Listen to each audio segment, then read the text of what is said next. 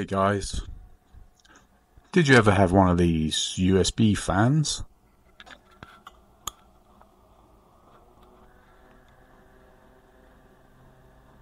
Maybe it's a little bit broken, or you just want to super up a little. How do you fancy turning it into something like this?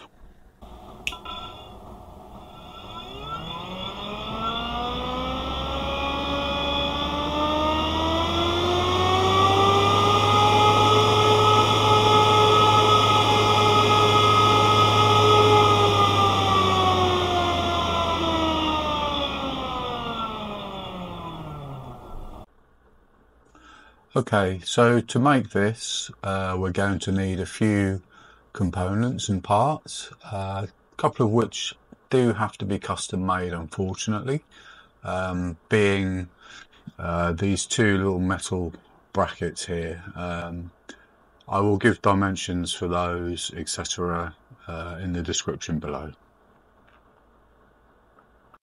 We will need a motor from an old hard drive. Unfortunately, a lot of modern hard drives, the motor is actually built into the main case, the cast aluminium chassis of the hard drive. So you will need to find an older one where the motor is separate or removable. So we'll go ahead and try and extract a motor from this hard drive. I'm hoping this one is a removable type.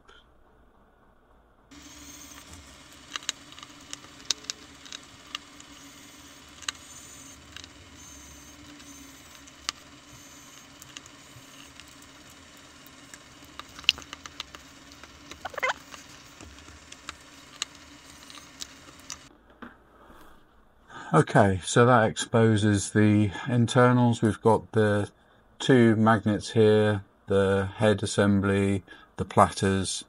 So we're going to have to disassemble all of this and get to the motor, which is right at the bottom.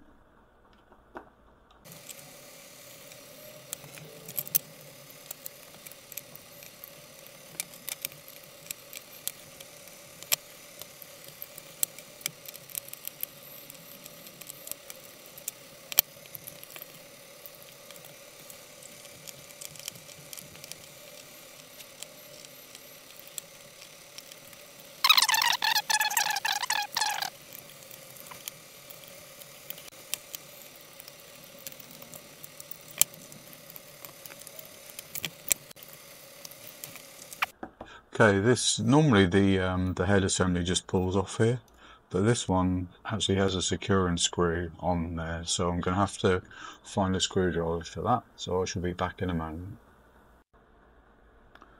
Okay, I've found a screwdriver that will just about get into that guy. Lovely. Right.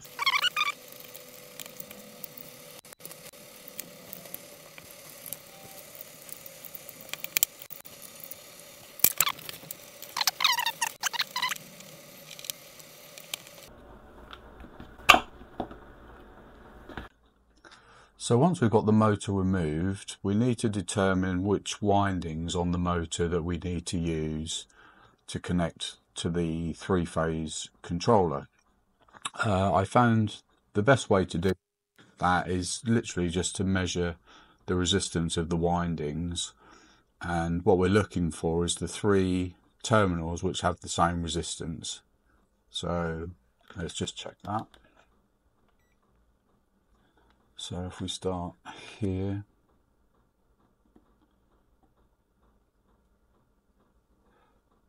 so we've got 1.2, 1.2 and 1.2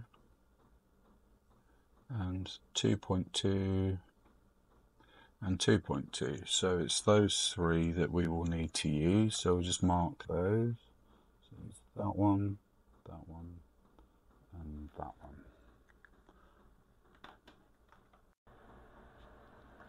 So at this point we can disassemble the fan, the one that we want to modify. So we'll go ahead and do that.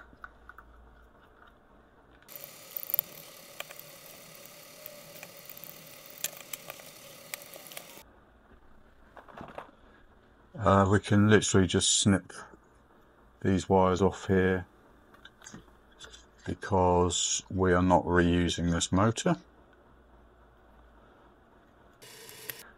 And we can just remove the fan itself because we'll need that.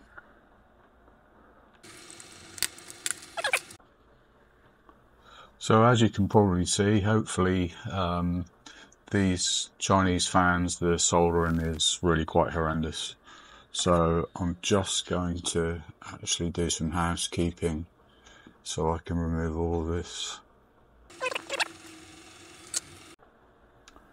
So when I do these fans, I like to be able to power them either via USB because they'll work fine from 5 volts.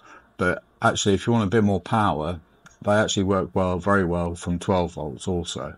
So I like to install a DC power socket onto the back here so I can then have the option to power it either from the existing USB that's on the fan, or I can connect a 12 volt DC power supply to it. I'm just going to go and mount this onto the back of the fan and I shall be back when that's done.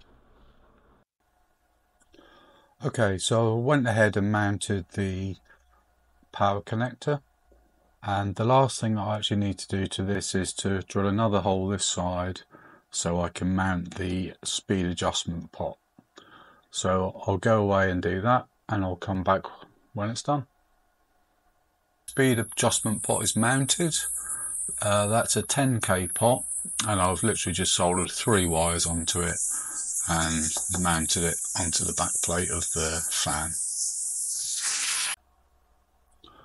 Okay, so the next thing I want to do is to actually remove the pot from the PCB here because I'm going to use an external pot and I just don't want that one to be on there, getting in the way. And I'm also going to replace this cap with a slightly higher capacitance version that actually helps with the starting when you're running it from 5 volts. It actually makes it start cleaner.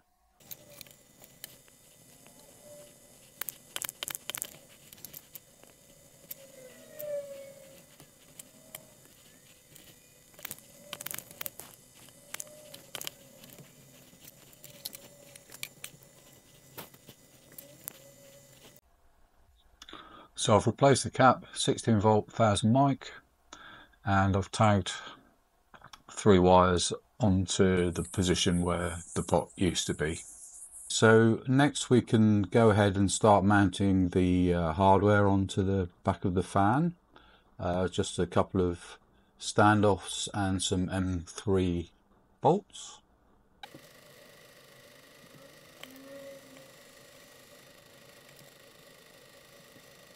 So once that's done, we can go ahead and mount the PCB onto our custom made plate. Now the dimensions for this will depend on the fan that you have.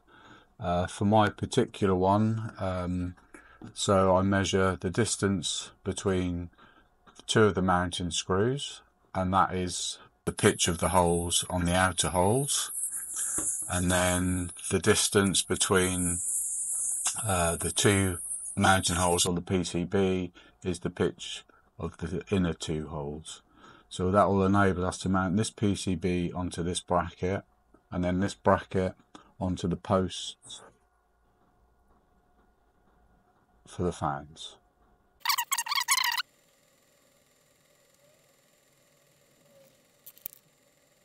So at this point, to make life a little easier for myself, I'm just going to join the 3 cables for the speed potentiometer to the potentiometer itself. So literally just going to join those wires together.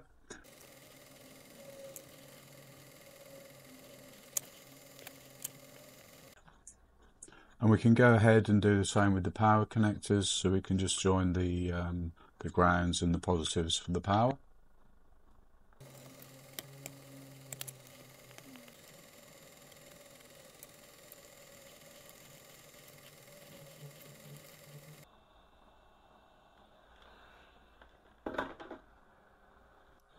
Okay, next we can just flip this guy over and fix it down.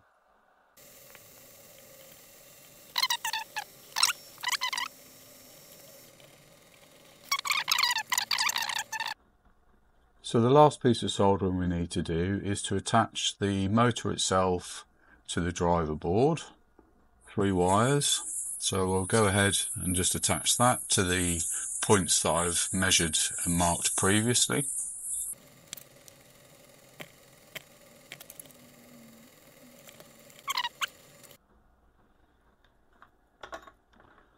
And then we can just flip that guy over. So to mount this again is just 3 M3 screws and 3 washers.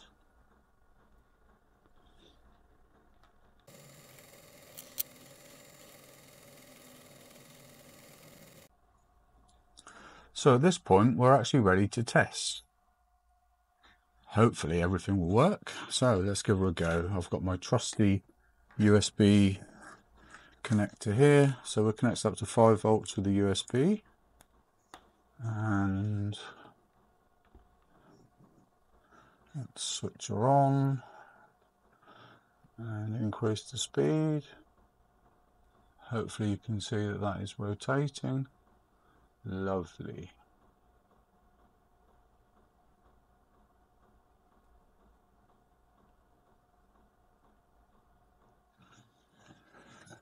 And then we can try with 12 volts.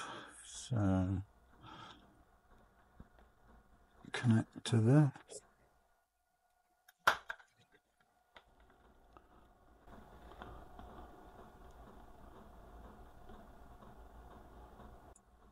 And then with 12 volts.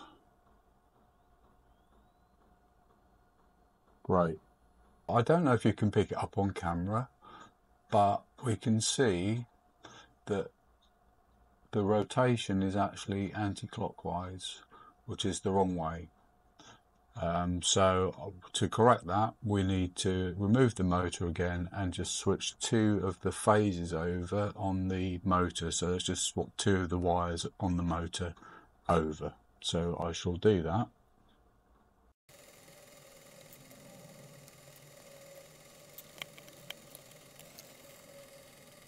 So the next thing we need to do is simply attach the fan to the motor, and to do that we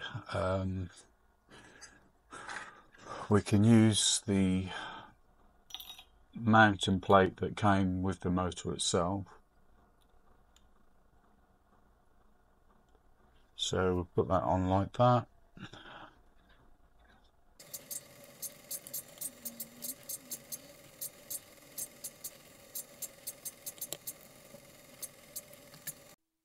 Check the fan securing screws for final tension.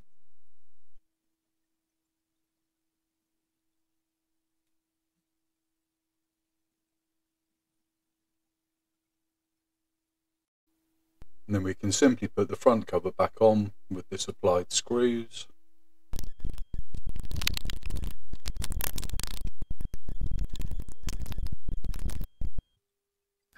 The final thing. So we can just have a quick look round.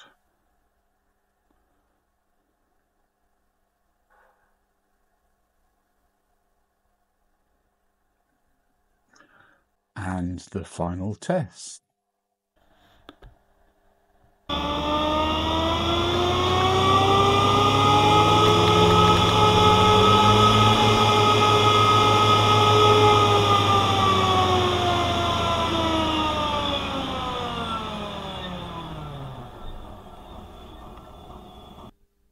Well guys, hope you enjoyed that one. See you next time.